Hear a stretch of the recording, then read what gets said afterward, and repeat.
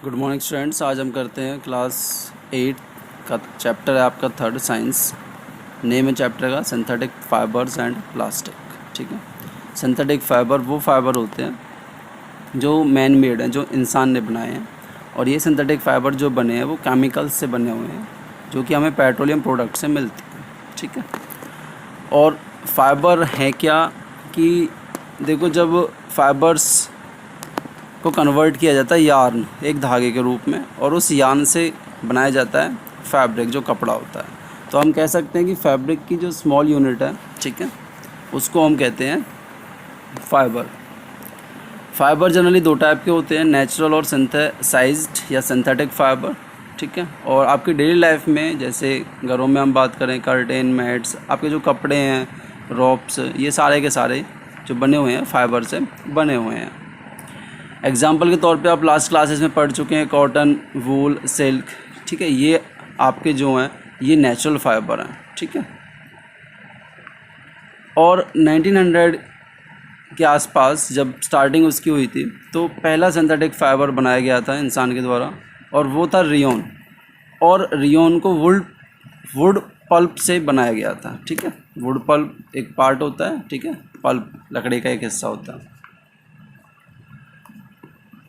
इसके अलावा जो आपके कपड़े हैं, क्लॉथिंग मटेरियल, वो भी सिंथेटिक फाइबर से बनाया जाता है, प्लास्टिक वगैरह। ठीक है, ये सारी चीज़ें जो हम देखते हैं ये भी एक पॉलीमर का ही एक रूप है।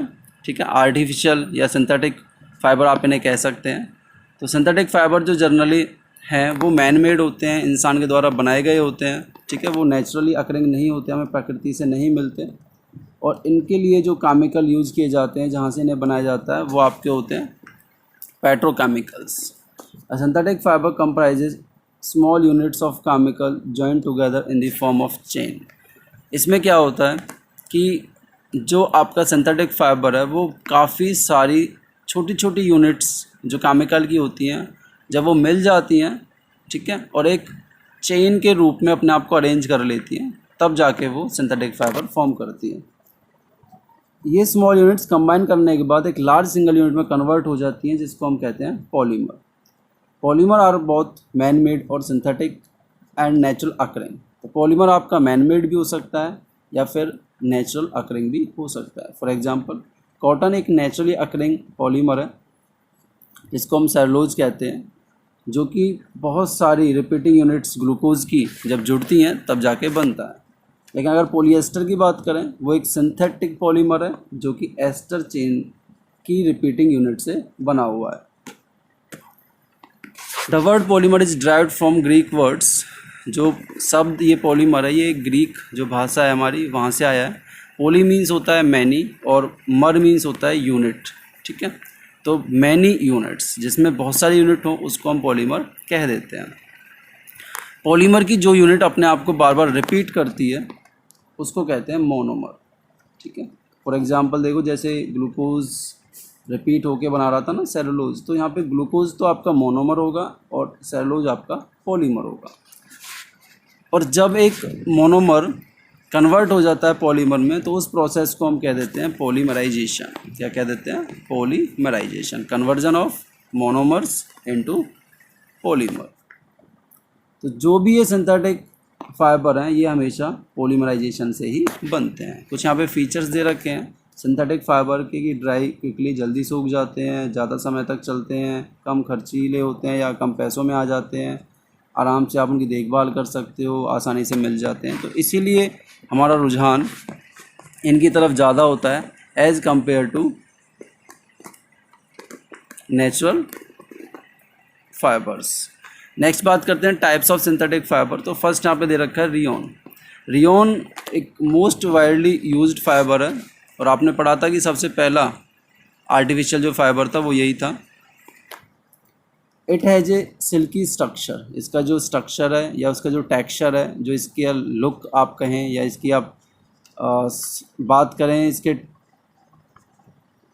अपीयरेंस की, आप इसको जब टच करके देखते हैं तो ये ऐसा लुक देता है, ऐसी फीलिंग देता है जैसे आप सिल्क को टच कर रहे हो। देयरफॉर इसीलिए इसको आर्टिफिशियल सिल्क भी कहा जाता है। Rayon is made by chemically treating cellulose obtained from wood pulp. कैसे बनाया जाता है इसको, जो सेलुलोज वुड पल्प से मिलती है उसको केमिकल से ट्रीट किया जाता है, तब जाके आपको रेयॉन मिलता है। It is obtain from a natural source, ये देखो मिलता तो ये नेचुरल सोर्स से, लेकिन फिर भी ये मैन मेड है, क्योंकि केमिकल्स वगैरह से ट्रीट करके जो प्रोसेस यूज किया गया है वो इंसान के द्वारा किया गया है। एज सच नेचर से हमें ये इसको नहीं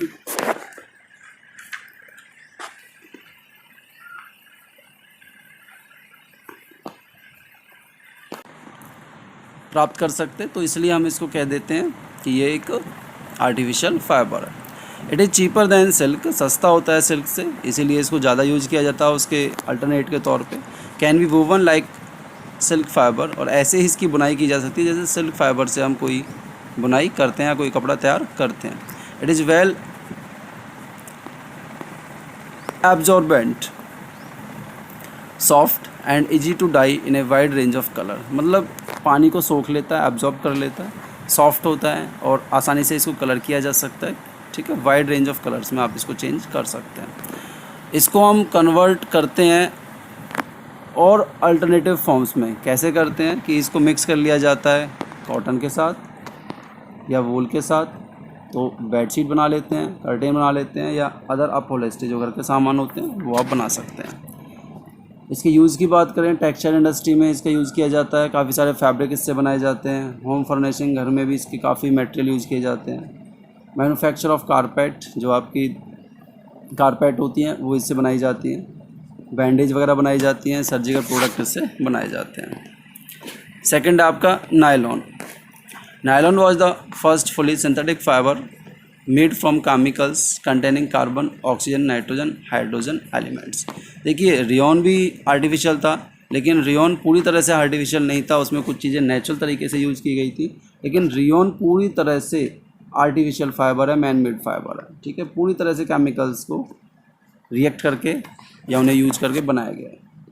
काफ़ी स्ट्रॉन्ग इलास्टिक होता है, मतलब मजबूत भी होता है और इलास्टिक भी होता है, आप इसे खींच सकते हैं। हाई टेंसाइल स्ट्रेंथ होती है। ठीक है, काफ़ी लंबे लंबे, जैसे आप कह सकते हो कि धागों के रूप में इसको हम यूज़ कर सकते हैं। They can be drawn into very thin fibre, बहुत पतले फाइबर के रूप में इसको बढ़ाया जा सकता है। Nylon does not absorb water, पानी को देखो ये एब्जॉर्ब नहीं करता, और रिंकल रेजिस्टेंट, रिंकल्स इस पर नहीं पड़ती, सलवटें नहीं पड़ती। इट ड्राइज क्विकली, जल्दी से सूख जाता है। इजी टू वॉश, आसानी से वॉश कर सकते हो। श्रिंक नहीं करता और अपनी शेप और अपीयरेंस को बनाए रखता है। तो ये इसके कुछ फीचर्स हैं। डायग्राम में आप देख सकते हैं नायलॉन जैकेट यहाँ पे दिखाई हुई है। ठीक है, इसके यूजेस की बात करें तो मैन्युफैक्चर ऑफ टायर कॉर्ड, जो टायर कॉर्ड होती है, ठीक है, टायर की गुड्डियाँ आप कह सकते हो। ठीक है, फैब्रिक्स, रॉप्स, वहाँ पे इनको बनाने में यूज़ किया जाता है। फिश के जो नेट होते हैं, पैरासूट होते हैं, वो इससे बनाए जाते हैं। सीट्स बनाई जाती हैं, ब्रश के ब्रिस्टल्स बनाए जाते हैं, साड़ी, सॉक्स, नेक टाइज। ठीक है, तो इनके ये यूजेस हैं, ये आप देख लेना। नेक्स्ट है पोलिएस्टर। पोलिएस्टर एक बहुत ही most popular man made fibre है, जो कि coal, water, air and petrol इनसे मिलाकर बनाया गया है। ठीक है, it is made of repeating unit of chemical, इसकी जो यूनिट रिपीट करती है केमिकल की वो एस्टर होती है, इसीलिए हम इसको पोलिएस्टर कह देते हैं। इसी की एक फॉर्म है terylene, is one of the famous type of polyester. ठीक है, which can be drawn into very thin fibre या वेरी फाइन फाइबर।